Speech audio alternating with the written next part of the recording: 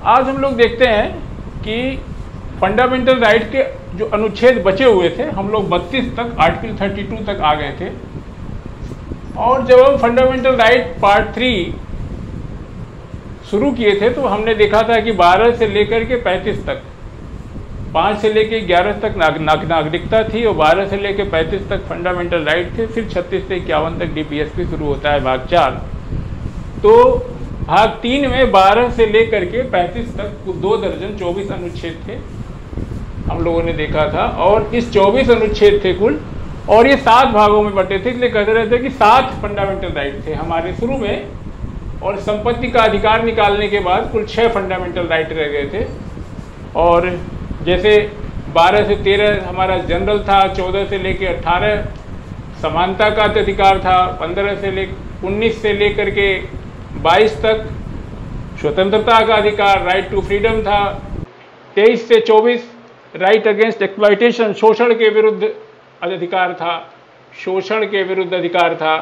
25 से लेकर 28 हम लोगों ने पढ़ा, राइट टू रिलीजन, धार्मिक स्वतंत्रता का अधिकार था। 29 और 30 हमारा कल्चरल एंड एजुकेशनल राइट था। 31 क्या था? संपत्ति का अधिकार, right to property, fundamental right था, जो 1978 में हम लोगों ने पीछे पढ़ा, डिलीट कर दिया गया। इसकी जगह हम लोगों ने 31A, 31B, 31C और 31D डिलीटेड पढ़ा। और अंत में अभी हम लोग काफ़ी दिनों से 32 राइट टू कॉन्स्टिट्यूशनल रेमेडीज पे डिस्कशन कर रहे थे, चर्चा कर रहे थे। और ऐसा लगता है ये 32 तक आते आते कि शायद यहाँ आकर के सारे फंडामेंटल राइट्स खत्म हो गए हैं, लेकिन ऐसा है नहीं। अभी 33, 34, 35 ये बेचारे थोड़ा कोने में पड़ जाते हैं, तो इनको हम विस्मृत सा कर देते हैं। लेकिन ये उतने ही महत्वपूर्ण है। अनुच्छेद 33 की बात करते हैं, आर्टिकल 33।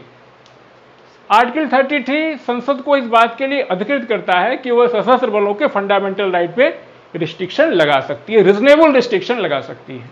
क्यों लगा सकती है?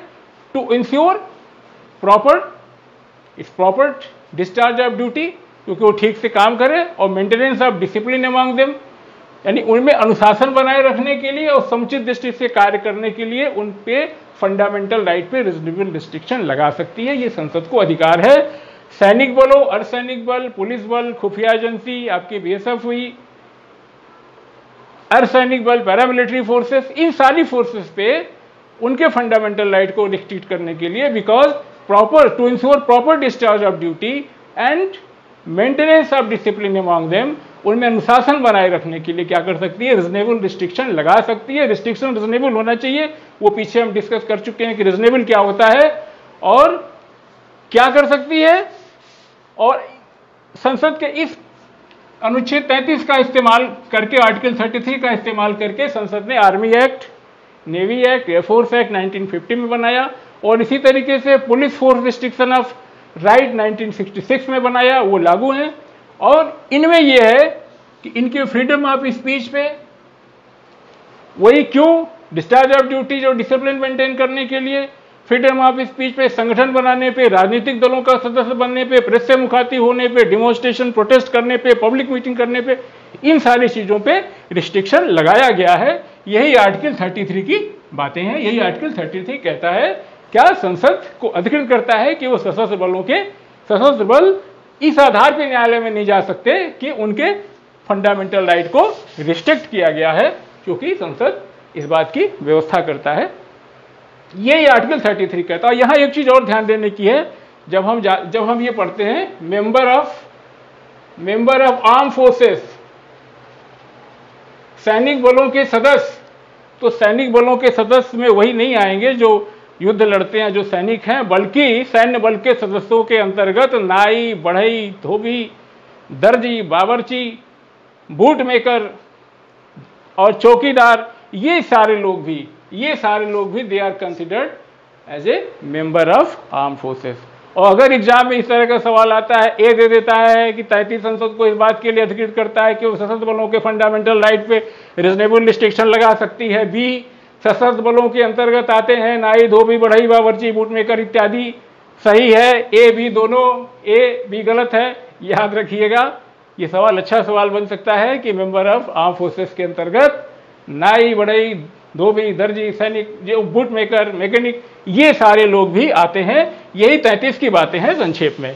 और आर्टिकल 34 की बात हम कर लें। आर्टिकल 34 जो है मार्शल लॉ की व्यवस्था करता है। अगर कहीं भी देश में अगर मार्शल लॉ लगा हुआ है तो वहां के नागरिकों का किसी इंडिया के टेरिटरी में किसी भाग में तो नागरिकों के फंडामेंटल राइट को सस्पेंड किया जा सकता है। ये 34 इस बात की व्यवस्था करता है। आप इस बात को जान लें, जैसे फंडामेंटल राइट को कहीं संविधान उसकी डिफिनीशन नहीं देता, ऐसे ही जो है द टर्म जो ये हमारा ये मार्शल लॉ जो शब्द है ये कॉन्स्टिट्यूशन में कहीं इसकी डिफिनीशन नहीं दी हुई है। इसका सीधा सा मतलब है मिलिट्री, सैनिक शासन, मिलिट्री रूल। इसका सीधा सा मतलब है मिलिट्री रूल। ये कहाँ लगाया जाता है? वहाँ लगाया जाता है जहाँ इस तरह की सिचुएशंस आ गई हैं, एक्स्ट्राऑर्डिनरी सिचुएशंस हैं, जहाँ वार की सिचुएशन है, रेवेलियन की है, इन्वेजन की है और वायलेंट सिचुएशन है, वहाँ कोई थ्रेट है, ऐसे जगह पे वो लगाया जा सकता है। और वहाँ का जो सिविल एडमिनिस्ट्रेशन वो टेक ओवर कर लिया जाता है मिलिट्री एडमिनिस्ट्रेशन के द्वारा। मिलिट्री अपने रूल और रेगुलेशन के द्वारा वहाँ शांति स्थापित करती है, काम करती है। और ये भी एक बात ये भी जान लें कि संसद में किसी विशेष प्राधिकरण संविधान में किसी विशेष प्राधिकरण की व्यवस्था नहीं है कि कौन इसे घोषित करेगा। लेकिन 34 इस बात के लिए अधिकृत है कि वह इस तरह की सिचुएशंस में, ये नेशनल इमरजेंसी नहीं है, ये आप जानते हैं, ये उससे अलग मार्शल लॉ की बात हो रही है। ये हमारे इंग्लिश कॉमन लॉ से लिया गया है और संसद को इस बात का हक अधिकार है कि वो इस जारी दंड को, जो कोई जारी इस तरह का दंड होता है या कोई आदेश होता है, उसको वैधता प्रदान कर सकती है। और ये हमारे संविधान निर्माताओं ने देश में शांति स्थापित करने के लिए कोई इस तरह की स्थिति अगर आ जाती है तो जो सिविलियन एडमिनिस्ट्रेशन है उसको मिलिट्री टेक ओवर कर लेती है, अपने रूल रेगुलेशन के हिसाब से वहाँ शांति स्थापित कर सकती है। और सिविलियन के कोई भी राइट, सिविलियन के किसी भी राइट को खत्म किया जा सकता है, यहाँ पे रिस्ट्रिक्ट किया जा सकता है। यहाँ तक कि सैनिक मार्शल लॉ के अंतर्गत उसको किसी नागरिक को जो है मृत्यु दंड भी दिया जा सकता है। तो ये इस बात की व्यवस्था आर्टिकल 34 करता है। ये 34 में बातें हैं। इसी में आगे हम देखते हैं कि सुप्रीम कोर्ट ने इस बात का आदेश दिया है कि मार्शल लॉ के प्रतिक्रियावादी परिणाम के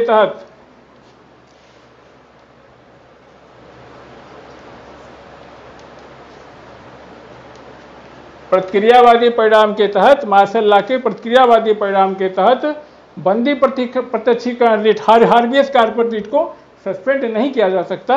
ये बातें हैं आर्टिकल 34 की। और अब हम देखते हैं आर्टिकल 35। आर्टिकल 35 सबसे लास्ट है फंडामेंटल राइट का।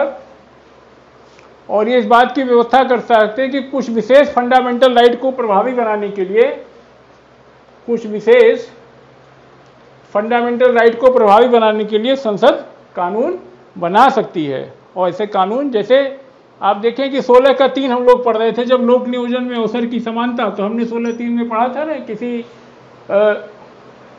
राज्य या किसी संघ राज्य क्षेत्र या किसी अन्य नियुक्ति प्राधिकारी द्वारा, अन्य प्राधिकारी द्वारा नियुक्ति या नियोजन में, एम्प्लॉयमेंट में या अपॉइंटमेंट में अगर संसद चाहे तो कानून बना करके किसी राज्य के निवासी की अर्हता बना सकता है। यानी किसी पद के लिए वहाँ के निवास की अपेक्षा की जाए, नियुक्ति में, अपॉइंटमेंट नियुक्ति या एम्प्लॉयमेंट में निवास की अपेक्षा की जाए, निवास को आधार बनाया जाए। ये 16(3) के अंतर्गत ये अधिकार संसद को है, ये विधानमंडल नहीं कर सकती। इसी तरीके से हम लोग जब 32 पढ़ रहे थे, 32(3) में हमने देखा था कि रिट जारी करने का अधिकार आप जानते हैं 32 में सुप्रीम कोर्ट को है और 226 में हाई कोर्ट को है। लेकिन बार बार चर्चा हुई थी, आपको याद होगा कि ये अधिकार अन्य न्यायालय को भी है। संविधान में इस बात की व्यवस्था है कि अगर संसद चाहे तो किसी अन्य न्यायालय को इस तरह का आदेश, निर्देश और रिट ऑर्डर, डायरेक्शन और रिट जारी करने के लिए निर्देश दे सकती है। ये अधिकार भी 35 के अंतर्गत ही है। कुछ विशेष दशा में फंडामेंटल लागू इसी तरीके से अभी हमने आर्टिकल 33 में पढ़ा। आर्टिकल 33 में ये जो सैन्य बलों के अधिकारों को, फंडामेंटल राइट को रीजनेबल रिस्ट्रिक्शन की बात हुई है, उसमें हम चर्चा कर रहे थे कि जो है आर्मी एक्ट बना, नेवी एक्ट बना, एयरफोर्स एक्ट बना and police fundamental right regulation act 1966 में बना। ये सारे इसी अनुच्छेद के तहत बनाए गए हैं। ये आर्टिकल 33 की बातें हैं, इसको याद रखिए। इसी तरीके से 34 इस बात की व्यवस्था करता है कि अगर भारत के किसी राज्य क्षेत्र में कहीं मार्शल लॉ लागू था, तो अगर कोई गवर्नमेंट एम्प्लॉई है, कोई लोक सेवक है या कोई अन्य व्यक्ति है, उसको उसके कारण से उस मार्शल लॉ के दौरान अगर कोई क्षतिपूर्ति, अगर किसके दौरान कोई कृत्य किया गया है, ऐसा कोई कृत्य किया गया है जिसके लिए क्षतिपूर्ति की आवश्यकता है, तो संसद उस कृत्य के क्षतिपूर्ति की व्यवस्था भी कर सकती है। इस तरीके से ये बातें हैं इसमें। और हम ये भी जानते हैं कि 35 आर्टिकल 35 इस बात के लिए भी अधिकृत है संविधान के द्वारा कि अगर संसद चाहे तो क्या कर सकती है, किसी फंडामेंटल राइट को में जो इस बात का, जैसे आप हम 17 पढ़ रहे थे, अस्पृश्यता का उन्मूलन कह रहे थे ना, अस्पृश्यता का आचरण किसी रूप में निषिद्ध होगा, अस्पृश्यता से उपजी कोई भी निर्योग्यता अपराध होगी जिसे विधि द्वारा दंडित किया जाएगा, लेकिन वहाँ विधि नहीं बनाई गई है।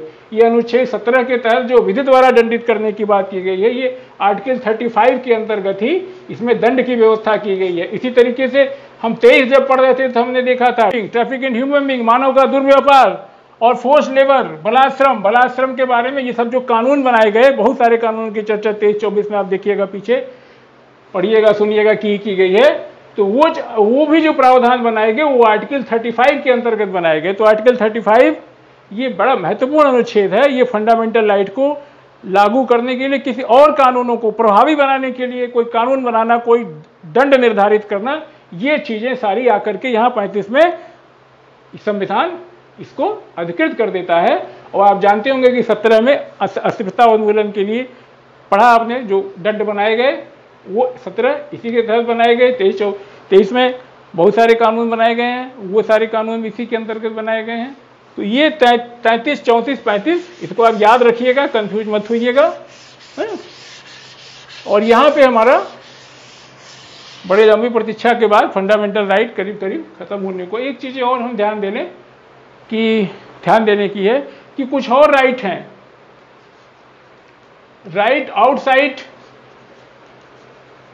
आउटसाइड पार्ट 3, यानी कुछ और संवैधानिक और विधिक अधिकार हैं जो कि कहाँ है, भाग 3 में नहीं है। ये बात क्लियर जान लेने की है कि वो अधिकार। हाँ, एक चीज और हम भूल गए थे 35 में, कि 35 में जो है का जो कानून 35 के अंतर्गत है, ये संसद ही बनाएगा। ये जो कानून की बात हो रही थी 35 में, ये संसद बनाएगा, जिसके लिए विधानमंडल अधिकृत नहीं है, भले ही वह विषय स्टेट लिस्ट का क्यों न हो। क्योंकि आप जानते हैं कि फंडामेंटल राइट में एक रूपता बनी रहे, इस नाते ये अधिकार संसद को दिया गया है, ये आवश्यक भी था। तो ये बिल्कुल क्लियर होना चाहिए कि अगर स्टेट लिस्ट का भी विषय, कोई विषय हो, इस कानून बनाने के लिए इस पे 35 में संसद ही अधिकृत है। तो हम राइट आउटसाइड पार्ट 3 देख रहे थे। कुछ ऐसे अधिकार हैं हमारे जो कॉन्स्टिट्यूशनल राइट हैं और हमारे विधिक अधिकार हैं, लीगल राइट हैं, बट वो पार्ट 3 में नहीं है। ये आप जानते होंगे भाग 12 पार्ट 2 में 265 है, पार्ट 2 में 265, 13 में 300A और 13 में ही आपका है 301।